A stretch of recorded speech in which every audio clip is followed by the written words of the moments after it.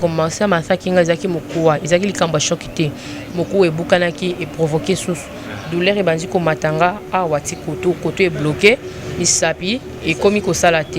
Mais pour toucher le téléphone comme ça, Izaki ko pesé même na fina comme un message, c'était difficile. Et puis ma sœur m'a conseillé binanga au moni et l'eau na 4 et l'eau que l'accès à radiographie. Au lieu de imaginer au vivix au Tchéboué, qu'il y a un médecin à la bonne radiographie comme ça, tu vois qu'est-ce qui se passe parce que douleur est comment qui vraiment augmenté, dans deux coco a sauté. N'a aucun pas médecin na commune à Bandadouba, ayo pesa c'est une boya échographie frères et sœurs Oezali papier échographie centre du mangerie diagnostiqué biomédical ma vie. Ils ont la commune de Ngiringiri, avenue Kingabwa, référence, le nom de malade c'est ça, et puis le docteur Dianzenza. C'était le 4-11 mois 2020. 4 novembre 2020. Oui. C'était prévu dans l'émission, dans des commentaires qu'on a dit que non, en tout cas, moi vraiment, il n'y a pas moyen de faire parce que je suis bloqué. Même comme Matalanga monter comme qui est difficile, qu'on soit taxi, comme il est difficile parce que condition est soit taxi, il faut où elle est là, qu'on conduit au pays, on conduira toujours à droite. C'était vraiment difficile. On met ça des extra à gauche, mais c'était difficile. Erazui à Salelingango, en tout cas, natika qui nous sommes beaucoup ensemble, la Seigneur, nous avons confiance dans le bon côté, nous avons confiance dans le médecin, mais nous avons plus sa confiance et pas naïo. Par résultat, et au bima, yango. Je sais pas si le caméraman a besoin qu'on soit. Au moins, Mokoua, Isaiah, Ko, Boukana, na carte, en place T. Le niveau, il y a carte A. Voilà ce que yango awa. C'est possibilité de pousser sous suba. Ah, et mon a déjà donc. Dans yango koto. Poignet droit yango. Bah yo découvrir que non, Mokoua na carte et résumé que na yaki vite fait sinon et ngaki e polisanga loboko. Et puis là, j'étais choqué. Je dis seulement merci Seigneur. Il faut plâtre. Mais à condition que le roi poignet au yokar pour bouger, il faut pas bouger et puis bâtir plâtre. Si médecin en cocaté, to lukata to anesthésie ma kosenga. A kosenga bâtir anesthésie. Oui. Et puis nazu ba résultat nanga na ke et pas ba parents nanga. Pona yebisa bango dikambeko melinga. Et ça là qui papa na biso passe yalbi vraiment il y a un moment où tout botama normal à tirer na défaut moko boyer donc pour na oui parce que ndoko bouger soutenir ses papa regarde bras droit nangai ezo bouger le sous-sauté les lots et comme linga je sais pas mais c'était physique il fallait battre plâtre et puis là on a vu Nzambe que biso toza naza servante na yo toi tu as fait de miracles il y a le lingue dans le lingue za ko te ko succès maïla mutu mais biso là tozo aider ba misusu pourquoi pas biso moropé tout ça la miracle quand na temple les surtout quand on respecte ton temple la côté na tribunal à Nzambe j'ai commencé à lui parler je dis Seigneur on m'a dit que bachanga plâtre je vais faire 45 jours avec le plâtre à condition ma écotaté la Seigneur n'a cocaté parce que toi tu viens à tout moment bon so ko se présenter devant gars scolaire au sambi sanga na biso nini na sala ki le boité parce que nazaki na répond yo le bananga italioté alors moi aussi na condition puis na ko travailler té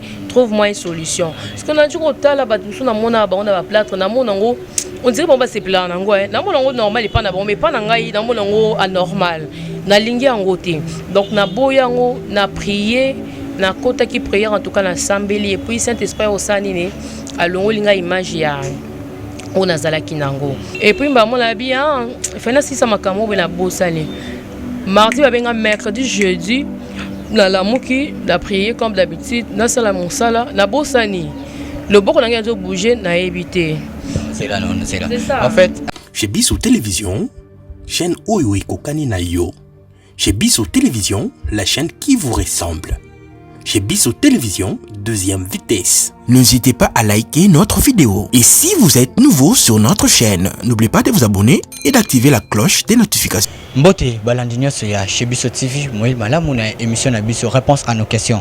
Yande kona Biso, de kona bino, Brad Bumba, comme nous appelé les mathématiques de la presse. Donc, c'est un réel plaisir de savoir que vous êtes nombreux de nous suivre partout au monde, surtout Nathan Oyo et à confinement, Oyo et Zako Beta Mokil Mobimba. Alors, Dieu nous fait grâce surtout nous ici en Afrique. Malade ne nous dérange pas comme tel, ne nous beta na bamboka bapaya. Alors na mokolo lelo to fanda kité to kangi maboko te koluki to ekoluki la bino ndenge to sala kaka mesano na biso ya koluka basali ya nzambe pona ko aider bino wa peuple de Dieu na biso mopende to zali boso ya ba caméra awawa to zala édifier na basali ya nzambe oyo to yamba. Alors c'est pour la première fois to yamba et puis c'est une servante de Dieu oyo alekara mingi na ba etando ikena bino et salpe mikole bela bande pe kolekate na kombo ya évangéliste Val de G. Alors aujourd'hui on est avec elle to zili baku ya koyamba pona koeba pourquoi moi tant moulaye salami et puis na témoignage oyo autiko kutana nango avec elle to koluka koyeba qu'est-ce qui s'est passé réellement choc nini azoki pour les lonzambe akwa ko sali grâce on a. J'ai dit merci na abonner na biso nyonso ya chez Biso TV. On rappelle plus de 103 000 abonnés. On vous demande aussi de vous abonner massivement sur votre chaîne. Merci à toute l'équipe ya chez Biso TV. On est là, c'est un réel plaisir. On peut s'appuyer sur confiance. Ya Rosala na biso ensemble et longo pour na kozala édifier na musala oyo tozali kosala boza vraiment ebele ya kolanda biso. Alors aujourd'hui on est là avec maman Val de G tomeka kozoye motan mukie toye kozoye awa toiba pourquoi elle était si absente na motan oyoyo et c'est pour la première fois aussi to yamba na chaîne abiso chez Biso TV. Moi ba analyse wana mukie et puis na témoignage azana ngo en tout cas ngana yoka kiango déjà et sengipe bino boluka bozo yango po bozala édifier na makambo oyo akolobela biso elongo na kolo Yesu. Bonsoir maman Val de G. Oui, shalom mon frère Brady Bumba. Boni maman. Dans la grâce de Dieu, ça va bien. Avant to banda to linga okumba biso na moi prière pour te décoller elongo na kolo. Dieu le Père, le Créateur du ciel et de la terre, des humains et de toutes choses qui se trouvent ici-bas, nous te disons un grand merci pour ces jours nouveaux, pour ces cadeaux spéciaux au Pessinga Inabande Kolangai. Et puis nous voulons ton assistance. Assiste-nous du début jusqu'à la fin de cette émission pour ta seule gloire. Amen. Amen. Voilà.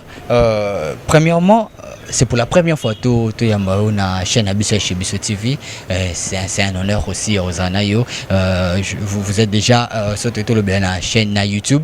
On les kaka déjà, mais avant tout comme wana, c'est moi Mikolo Belé na ba chaîne YouTube et Belé balé sous kolekate. C'était dû à quoi maman? Bon, il faut savoir une chose, évangéliste Val de G n'est pas une star pour être à tout moment à la haine. Et je ne fais pas des choses de moi-même. Je dépends de mon maître et Dieu son nom. J'attends ses directives pour faire des choses. Et je ne vais pas profiter d'un événement pour faire glisser la prophétie. Donc, Nazilaka autorisation. Et ça, juste une question d'autorisation. Et si vous ne me voyez pas sur des médias, cela ne veut pas dire que Dieu ne me révèle pas. Non. Et ça, juste une question d'autorisation. Je prends des messages, mais si le temps arrive pour parler, vous allez me voir. S'il n'y a rien à dire, je m'étais. Donc, aux quoi bande comme c'était tout le monde donc à chaque fois yé kola loba kaka kola pe marate kolo aloba kaka. Alors ça mutuna moko lengena tuna mukie à propos ya prophétie ya diaspora. Et belé pe baleki ande yo lobi yo le karaté ce qui nzamba pesi nzela te. Voilà, mais prophétie à diaspora oyoyo prophétie à diaspora et belé pe balobi nango il faut bande ko na biso bazonga et tout na ebiti ce qui de ta part et là comment bongo salamaki. Bon oui, je reçois des messages, des audios de plusieurs personnes pour dire que la prophétie a vraiment bouleversé nos frères qui sont en dehors de la République démocratique du Congo. Et ce que font les prophètes et les prophétesses, j'ai appris beaucoup. J'ai vite compris que les gens sont trop attachés aux prophéties qu'à la parole. Les gens aiment beaucoup des prophètes et des prophétesses que Dieu.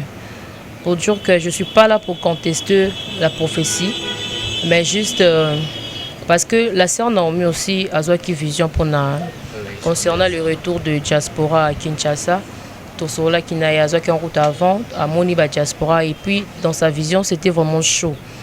C'était chaud. Alors ce que je dirais qu'il faut savoir une chose, les prophéties qu'on nous donne à tout moment, ils ont bisauté. Ils ont benda dans mon colo prophétie. Alors bisauté aux instruments par laquelle on a mazolé qui la caca, on a pris sa message et puis si vous qui ne connaissez pas peuple langa. Alors Dieu n'est pas un Dieu méchant, Dieu n'est pas un Dieu dictateur, Dieu c'est un Dieu amour. Alors, lorsque nous donnons des prophéties, il faut être humble, hein? Il faut avoir l'humilité parce que bato balandara biso mutuna mutaza lolenga comprendre un message. Et ça, on ne pas comprendre le message. Et c'est il faut expliquer de A jusqu'à Z. Et ça, dès que tu parles, il comprend directement. Tu comprends? Alors, tout ça trop dur parce que Dieu n'est pas dur. Comme si, quand on donne le message, comme si le message n'est pas nabiso. Donc, oh yo lobby, yango lingiye salama. Non. Parce que, ce que dans la Bible, dans Ésaïe 38, le prophète Ésaïe, auprès du roi Ézéchias, c'est Dieu qui l'avait envoyé. Va dire à mon fils qu'il se prépare parce que bientôt il va mourir. Lorsque le prophète était chez le roi, alobaki asalaki oyo nzamba yebisaki pour dire que eza musala ya musali. Donc quand tu reçois des ordres, il faut obéir. Va passer le message. Aki a yebisiye. Mais le prophète Esaïe azaki wana tena sima pona azela message kokisama po azwa honneur. Non.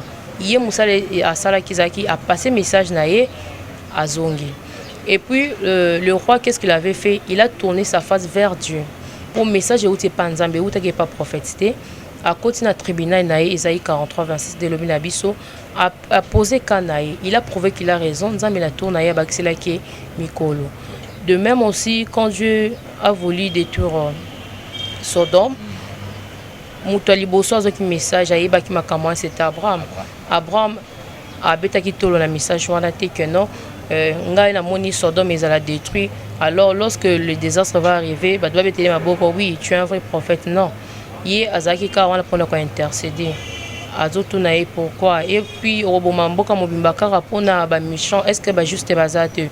Tu vois ko zo message en Nzambe ezaka rate to appuyer mabe koma. Non, biso to zaka ba simple instrument Nzamba zo pesa message. Troquer au pesa message en même temps peut to pesa directive. Comment faire pour éviter de mal? Tu vois, moi je dis que la gloire n'est pas monde nangaté. Je donnais des prophéties, toi tu connais, ton frère connaît, sur la République démocratique du Congo. Et puis, chaîne qui ne lukanga, interviewer ngai. Mais le coup là, la zone a un simple instrument, na mona qui est une importance. Et puis là, on a nos 5 macambouani et comme là qui ne déronabiso, ça m'avait choqué. La zone qui a été pour la bête à ma bouche, c'est que j'avais dit salami non, et ça qui mal.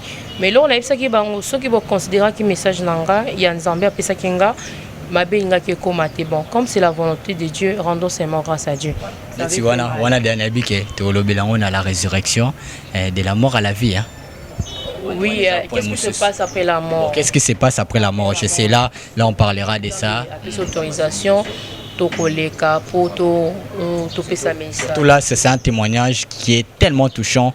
On attend vraiment que Nzamba Sungabiso, Tokomana, Napoana. Mais il y a une question, maman, avant tous les cas, na mituna misusu. Est-ce que le message ce qui colle le belio? C'est fort, et ça la kaka nenga lobito et cause appellement codé yo ya au lobby pe boy. Or que ça qui n'a un bon moté. Bon, le problème est avec nous aujourd'hui, le serviteur et le servant de Dieu. Nous donner des prophéties comme si on était en compétition. Tu vois que c'est moi qui avais dit la première ou le premier. Tous les éléments qui sont pour na batba élever nga or que tout beau 5 kilo kumweza nzambe. Musala est prophète ou prophétesse a zélarate message comment pour na batba betele maboko non. Ils ont la faveur na yeto na faveur na bisoté et le reza kaka. Donc ils ont musala mo ya passé ou passer message parce que Matthieu 10 26 à 27 me dit que non, n'ayez pas peur de gens parce que tout ce qui est caché, on pourra le découvrir. Par l'amour de Dieu, on va découvrir des choses cachées. Plan au diable, on a préparé contre Mokili, To, Bananaï. Tu comprends? Maintenant, on doit seulement craindre Dieu. Parce que nous avons la bise à Zanzambe, il y a noté, et tu as non, à dureté. En même temps, il peut dire non, ça change en oui. Tu vois, c'est comme ça. Mais lorsqu'il nous donne des messages, à cause de la n'a pas torturé biso. Azo peut ça son message pour prévenir biso que liboso zo kende. To avenir yozo préparer dila nezabo ezabo. Alors biso to zana rapona ezala ya malam to ya mabe to sambela po ya malam to simba. Ya mabe pe ezali to sambela pour que tu éviter ça la nini ekomate parce que mutu moko ta ko souhaiter azu message pour na libota to famille na eke ou bien moi na eto moi sine ya kufi. Est-ce que le baron est sengo na tongo qui a eu message pour na mwana kufi comme ça les mwana kufa ba se pelanaï non et le ko ça là a comment des faveurs na yé a ko la oyaye il va prier pour que les choses n'arrivent pas tu vois il va demander la miséricorde de Dieu pour na bon puis surtout tout a un problème hein mais to yamabe to sambila kanza mais souviens-toi de moi tanelo moko je suis pas 100% sainte mais souviens-toi de moi mais malamu to sala nini to sambila rapoto sa nini to simba donc pour tous ceux qui m'avaient envoyé le message concernant le retour de diaspora moi je dirais que nga naza ko le message te que le message est Zambé. Je ne suis pas là aussi pour contester le message de gens. Mais le message à mon côté, examiner de messages. Ce qui nous a parce que ma sœur Normie avait vu cela. Il n'est pas là pour expliquer comment à mon qui m'a camboana qui moussala. Alors, comme on a message, Zambaza Zambia, Kandati, Zambaza Zamba miséricorde. Ceux qui au quotidien dans le tribunal, n'a exposé qu'à Seigneur, Toyo qui message n'a eu. Mais non. Tala bonjour que ça peut pas arriver et trouver là on peut solution on a fait ces accords c'est ce que je dis, Dieu n'est pas seulement un Dieu de non, non, oui, oui, non. Il peut aussi changer de choses. Je vais donner des références bibliques, non. Je viens de donner des références bibliques. Donc, tu vas ensemble qui va prophétie. Parce que retourner au pays ou ne pas retourner au pays, là, c'est là notre finalité n'abissoté. Finalité n'abissoté, Lola. Après la mort, notre avenir éternel, c'est dans le royaume des cieux. Donc, un débat d'oiseau s'est préparé pour Bazonga, pour d'oiseau, vous allez paniquer. Ceux qui vous ont rappelé, qu'on préparait, beaucoup de la bongo. Et ça vraiment le komoro ya motu ya makasi parce que Jésus revient à tout moment. Quand Dieu revient bientôt à tout moment, il peut revenir à tout moment. Après ça rangongate, après ça rappeler mon coloté. Mais ça toujours chaque jour toujours éviter ma baie, toujours nga kosala toujours bonheur parce que ndinga yaka après venir à bisoter parce que kuna des finalités. Ozongo tikala kuna donc finalité za ngokaka lola parce que nos frères aussi qui étaient à Brazzaville oui, sérieux, ça va trop vraiment méchant, c'était chaud. Mais je me demande, est-ce qu'il y avait personne pour annoncer cela avant? Tout le monde a possédé qui a richesse, mais donc c'était vraiment bizarre en même temps. Mais il n'y avait personne pour annoncer ces choses-là. Tous à la caca, prophète, pasteur, évangéliste, apôtre, docteur, il y a réseaux sociaux pour na bana pototé parce que message il faut tout le monde à recevoir un message. Il y a un moment je commence à éviter vraiment ça tu comprendre déjà il y a un et ça là ce mois distance ouais parce que le commis kaka bon et ça moyen facile pour annoncer de donner des prophéties parce que le lot je te dis vrai batu balingara prophétie tous un problème ou tous okutana oui ça là biso basel na nzambe hein ezan la bate belé na za message na bango mais obenga a comprendre déjà on peut ces messages azo kima yo ya tous so ba message pour tout le monde musalo to pona kité nzambe nda ponela ki biso alors quand on reçoit des messages à notre tour il faut tout passer en haut mais em so ko difficulté numéro 1 mutuana to yebia ngote ndako na ipe to ko keboite to yebani te zaka nzambe ndem tazo yebani sabiso na batuana na linzela ya likamoro il faut payer et tu vois donc ça c'est le moyen de propager prophétie facilement mais il faut tout ça là avec beaucoup de sagesse pour que tout batubaz à la agiter quoi parce que ça bougeait vraiment le monde. Vraiment, merci beaucoup, maman Val-de-G, évangéliste Val-de-G. Tozana et Awawa, tu comme vraiment na point na biso eza point clé au toyela ki mingi kolukayo ezaki à propos ya tobenga ngo témoignage miracle o ekomela kio choc na loboko au bukani au kotipe radio mais si bêtement le boko ya ngwana pe simbi téléphone. Voilà, le beau Congo comme ça là, c'était comment? Raconte-nous avant tout qu'il n'y a pas preuve tangible tout ça. Ok, je vais lire la parole de Dieu. Dans la Colossiens 3, le verset 17. La parole de Dieu dit ceci. Et crois que vous fassiez en parole ou en œuvre, faites tout au nom du Seigneur Jésus, en rendant par lui des actions de grâce à Dieu le Père. Ceux qui n'ont la version la parole vivante, parce que la Bible est là-bas, façon belle. Bible, tout ce que vous pouvez dire ou faire, faites-le au nom du Seigneur Jésus en remerciant par lui Dieu le Père. Donc,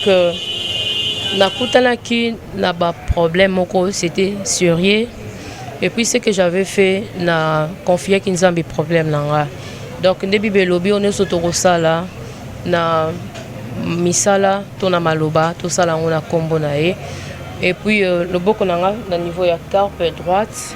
Il banda qui ko bouger et ils a qui bloqué parce que mon coup à moi qu'on a kati et déplacé qui donc ils ont qui choc et boukanaki alors douleur les bandanga depuis longtemps na tira vraiment attention te parce que un moment comment qui rendre ngai faible na bras droit na koma ki lokwa moi paralysé na koke ko mema ko sala misala te ko combattre ko lambate même ko procès mouvement na sala boy c'était vraiment difficile.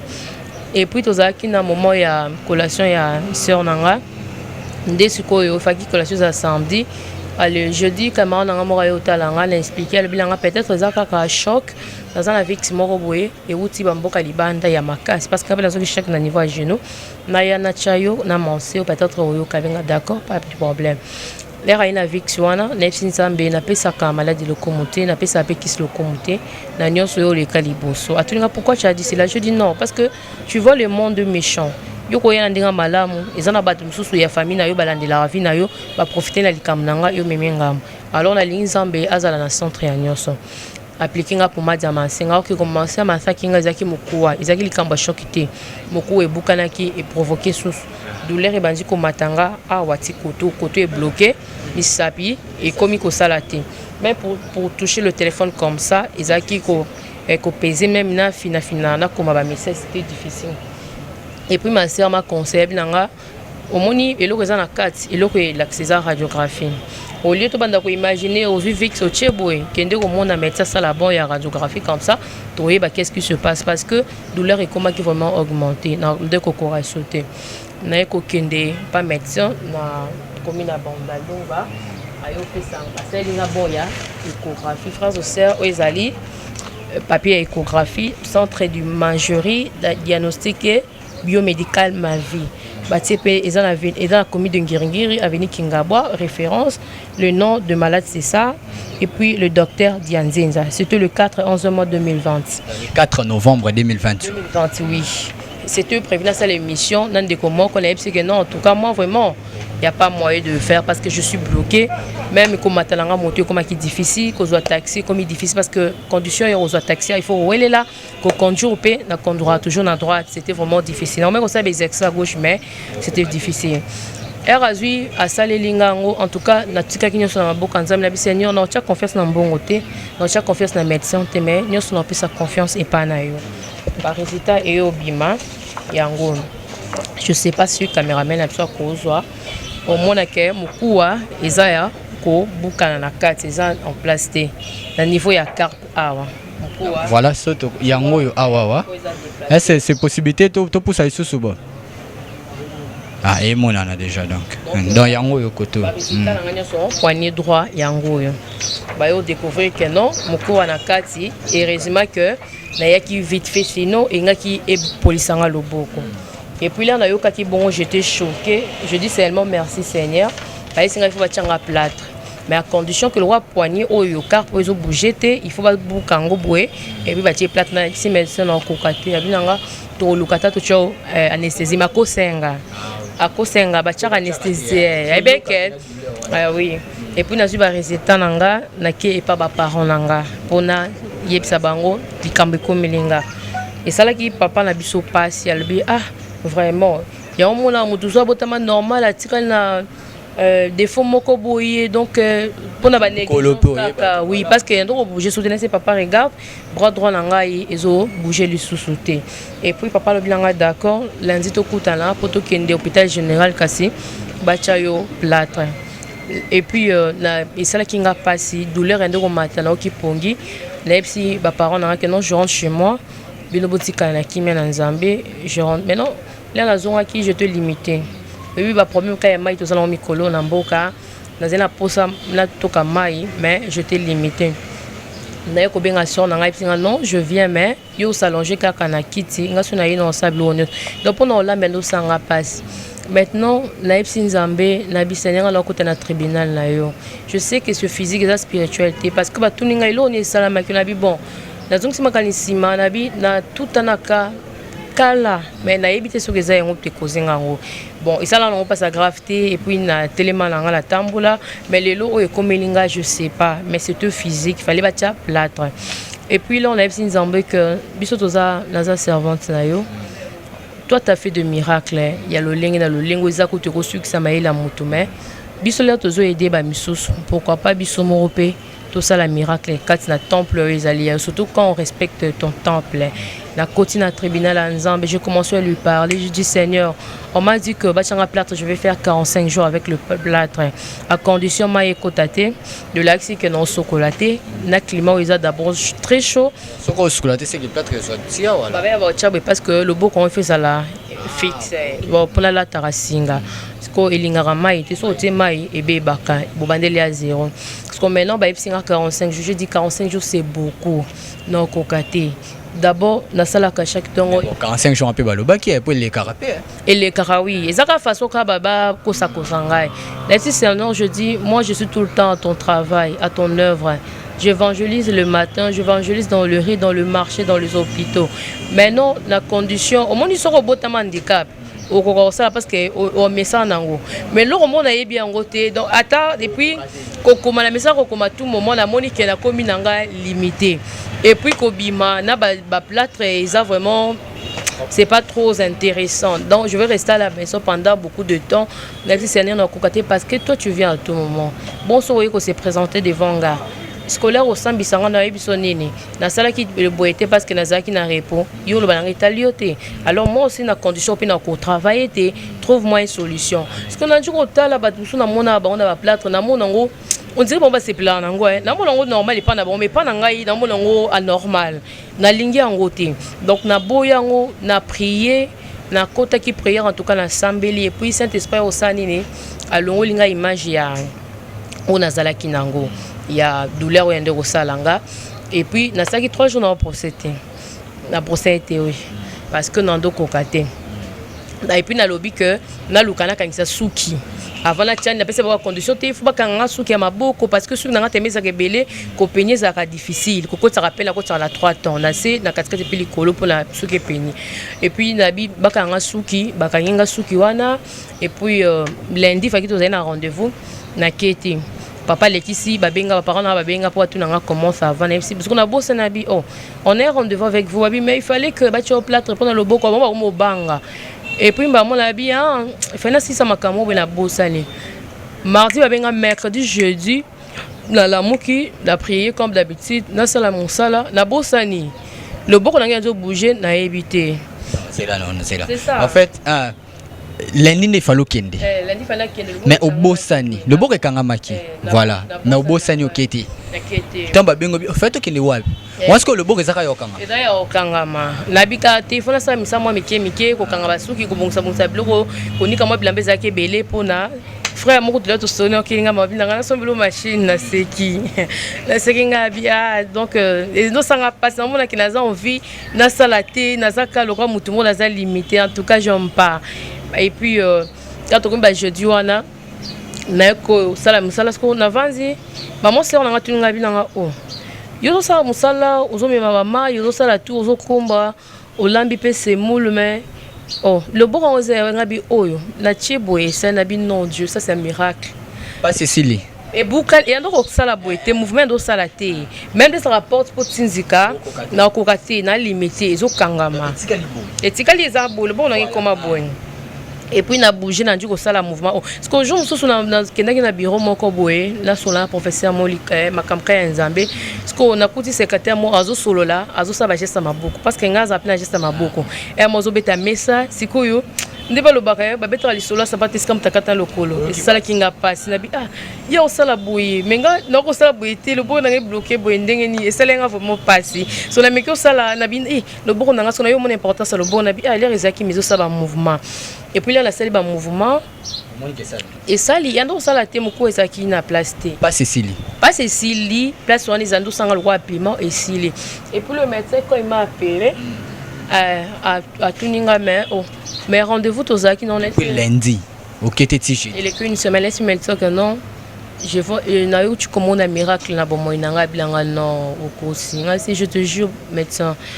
Le beau qu'on a carpe n'a bougé à bilangati au quotidien du matin mais si mes parents n'ont pas dit non moi je suis pas n'importe qui je suis enfant de Dieu je suis servant de Dieu j'ai un Dieu vivant qui vit en moi donc il m'a écouté il a écouté ma prière privilège na maladie babilanga non babilanga mais toi tu es drôlesse mais comment il le connaît ça physique et ça spirituel mais nzamba ko bi qui sont nabi oui nzamba la biso to ko limiter était donc ko limiter nzamba za mabe donc bilo mususu na eko pesa témoignage pour na fortifier ndeko mwa zolandanga ebele bozolanda ngai bobotama normal oyoki mwa malaise oke na hôpital bayoko déclarer babambelo malade oyo yebi mutu na makolo te okota na je ya médecin akoma opesa bakisi surtout bino bozana ba Europe wana tellement traitement ezaka ndenge mona awa te ça coûte beaucoup kuna eza mundela zolandela yo bomona ngo lokola facilité alors que c'est un jeu de diable ezana bilo mususu bakoki ko déclarer na bomo na bino boyango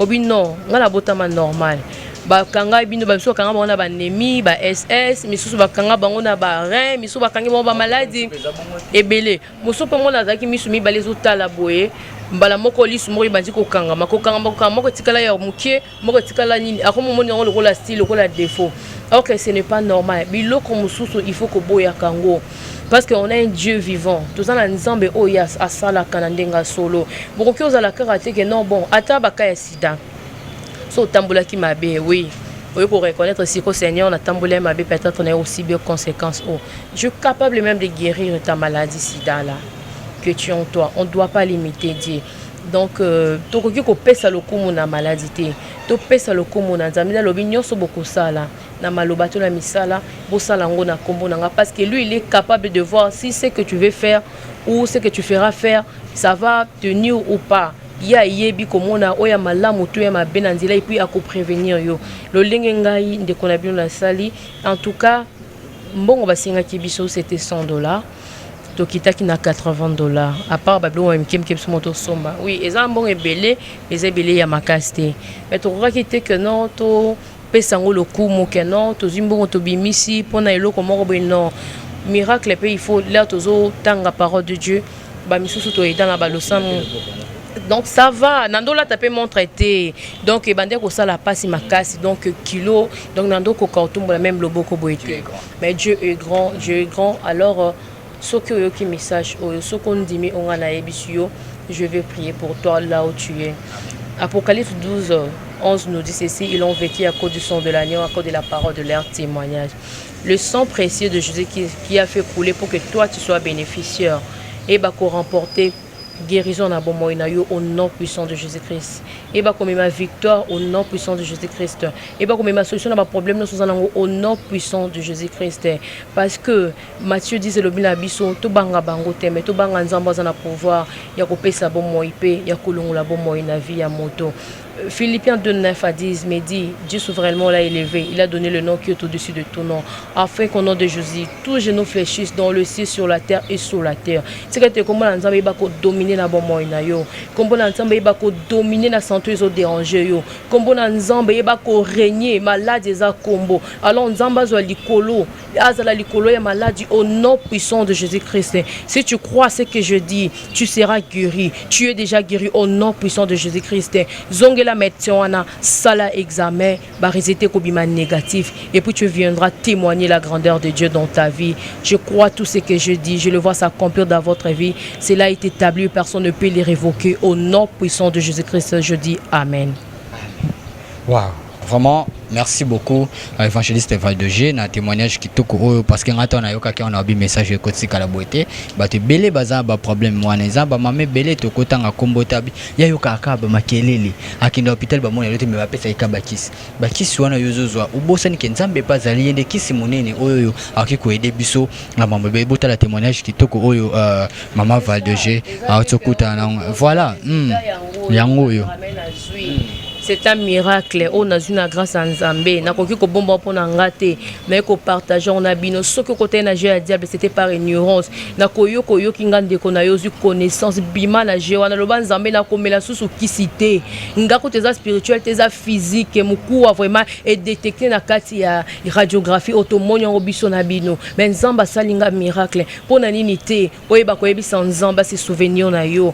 Yo koki ko zala boité maladie jusqu'à quand? On domela c'est ça normalité moi na nzambe banda ko mela bakisi chaque jour oyango yona kisi bosali alliance tonini o sala alliance na nzambe yebi sanzoto ozo yokanga soki mo pepe e yoka ezana matoi te nzamba gangela ngo etosa bongo moto kuta zaki na kunda laza nzamba beleli sort ayoki moto kuta zana kunda nyoso ya ye kufi mais ezolisi quoi bongo yo moto zo respirer pona ni kokota na jeu ya diable komela bakisi ko sala publicité ngana bela ka gastrite ngana zana cirrhose de foie ngana zabwe olotombola nzambe yo komi ko tombola ndi malade lobaki à partir d'aujourd'hui je ne suis plus malade au nom puissant de Jésus-Christ na koyoka témoignage oyo et memelinga guérison na kombo na Yesu na ndimi témoignage oh je crois en Dieu vivant akobiki sayo. Merci beaucoup vraiment Maman Valdegé. Alors Maman Valdegé na mututa mususu azoluka moi prière moi boué aux évangélistes ako contacter pour msuba kuma pesa ba numéro na banenge mo boya lukilango cop to ebiti mais est-ce que numéro ezali oyo mutako ko contacter au facile koluka cop ndeni koluka cop ite moi numéro.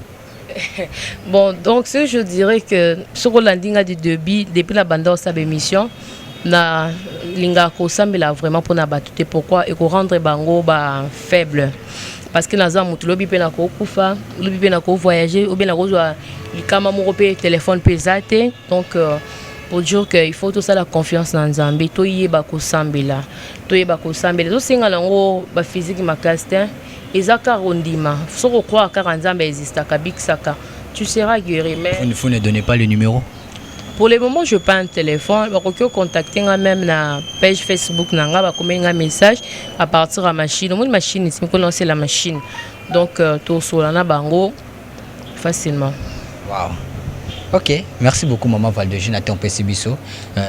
C'est là déjà on annonce na chez Bisso TV un grand témoignage parce que ils a témoignage sur les Kakutu quand en 2020. Mais il y a un grand témoignage qu'est-ce qui se passe après la mort. Et on a déjà tout annoncé Bino. Il n'y a pas la vie parce que les gens ont l'habitude de dire que si je meurs, je pars me reposer, je dois viser dans la vie. Parti moko loba wana obimi omoni mutoli ayo po kinzala yo esprit mais oyo fandi otala mutala ndenga zolia. Donc dès to lia kana ba malewa tout comme ça, il y a des esprits qui passent.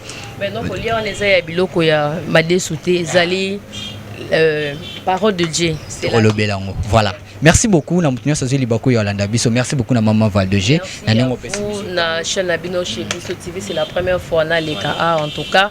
Je dis un grand merci à l'équipe surtout bagé caméraman na Bisso aza un peu boye mais en tout cas je dis merci pour Azala bien. Déjà je dis merci à Bobo Kasaki derrière la caméra, merci à Chic Moukadi les cordons et puis les chefs. Merci à toute l'équipe chez Bisso TV.